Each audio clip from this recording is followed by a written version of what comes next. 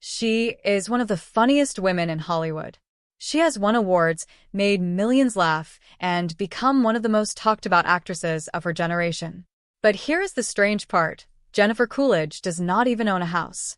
No mansion, no permanent address, nothing. So how does one of Hollywood's biggest names actually live her life? Stick around because her lifestyle is nothing like you would expect. Jennifer Coolidge was born on August 28, 1961, in Boston, Massachusetts. Her father worked in the plastics business, and her family was pretty ordinary compared to the world she would later step into. As a young girl, she already had big dreams of acting, but success did not come easy or fast. She once got told by a casting director that she was not good-looking enough for the roles she wanted. Most people would have given up. Jennifer did not. She kept trying, kept auditioning, and slowly built a name for herself through smaller roles. Her big break came when she played Stifler's mom in American Pie in 1999. That role turned her into an overnight sensation and gave Hollywood a whole new type of comedy star. She followed that with a memorable role in Legally Blonde, playing a quirky beauty salon worker who audiences instantly loved. But even with all this fame, something about Jennifer stayed the same. She never chased a traditional lifestyle. Here is something most people do not know. For years, Jennifer did not own a home at all. Instead, she chose to live out of hotels and rented places, moving from one spot to another.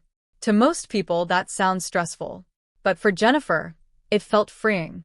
She has said in interviews that she likes not being tied down to one place. No mortgage, no fixed address, no long-term commitment to four walls. Just freedom to go wherever her work, or her mood, takes her. Her personal life is just as unconventional. Jennifer has never been married and does not have children, but she has never treated that like something missing from her life. Instead, she talks about it openly and with humor, often joking about her dating life in interviews. She has mentioned getting strange messages from fans and admirers, and she handles all of it with the same funny, easygoing attitude she brings to her acting roles. For Jennifer, life is not about following the usual rules everyone else follows. It is about doing things her own way. For years, though, Hollywood mostly saw her as the comic relief, funny, but not necessarily a leading star. Then came The White Lotus in 2021. Jennifer played Tanya McWoyd, a wealthy, emotionally messy woman on a luxury vacation, and audiences fell in love with the character instantly. Her performance was not just funny, it was heartbreaking, strange, and completely unique. She won 2 Emmy Awards and a Golden Globe for the role, something she never imagined happening this late in her career.